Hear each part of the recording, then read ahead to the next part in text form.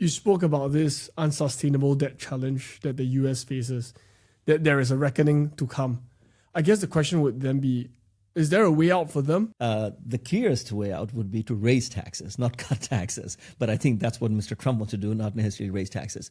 The US has had very large tax cuts in the last 3-4 decades. Reagan came in the 80s and cut taxes heavily. Bush came in the 2000s and cut taxes heavily. And Trump also in his first term cut taxes heavily. And he wants to make some of his tax cuts permanent. He wants to cut taxes in other areas as well.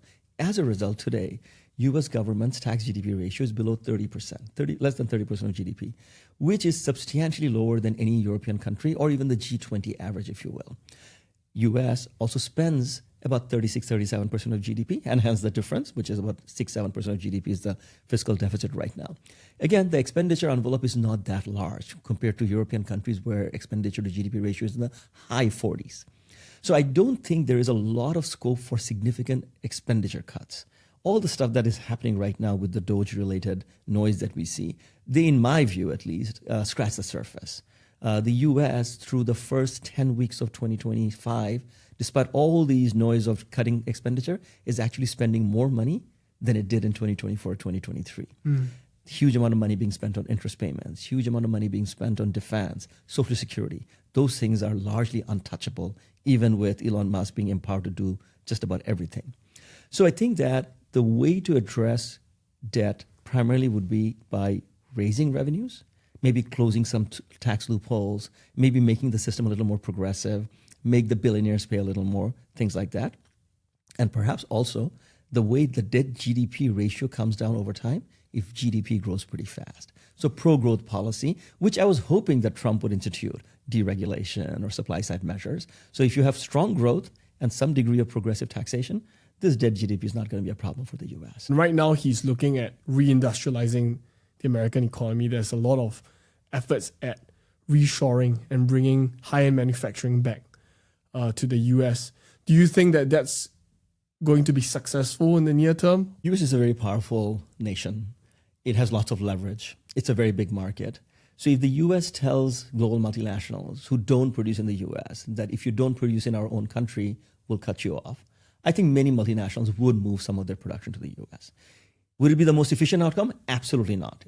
It would be much better if the world was an open system of trade and commerce, and countries that have comparative advantage on one thing produced that and sold it to the other country which did not.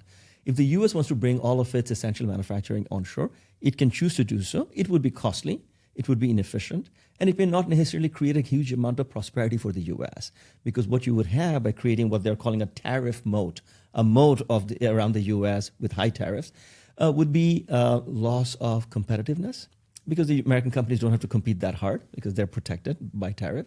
It would also probably lead to a sapping of innovation, because if you don't have a lot of competition, you don't want to innovate that much. So that's what I worry about. The US has chosen to go on a path. That's their prerogative, and I wish them luck. But history of economics and history of finance tells you that that is not the best option for an economy to pursue. So I hope that the US is not going into a wrong direction, which would lead to actually sapping of growth momentum and growth potential for the medium term. Even with all these kind of like amber lights or red lights around the US now, some of the challenges that you spelled out earlier, is there hope that the American economy will still remain as dynamic and as innovative as they were in the 20th century? The US has certain major advantages. Number one, its education institutions are the best in the world. Its research labs have some of the best scientists in the world, largely because it has always had a very open immigration policy for the best and brightest of the world. Some of the top Chinese scholars are sitting in labs in the US and producing cutting-edge research, and you have seen whether it is Elon Musk or Peter Thiel, these are first-generation immigrants who came to the US to study and then stayed on and did the same amazing things that even a Satya Nadella at Microsoft or Sundar Pichai at Google have done, right? So the US has that mojo. Stay open to the best and the brightest of the world, put them in the best labs in the world, and create the technologies of tomorrow, and that becomes commercialized and creates a lot of wealth. I don't think that is going to be undermined or unraveled in the near term.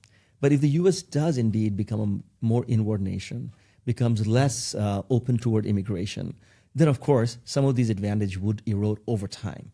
But in the near term, I think we can safely say that the dynamism that the Silicon Valley has, or the dynamism that some of the big high-end manufacturing that the U.S. has, say chip design, for example, I think those advantages would be maintained for the near term.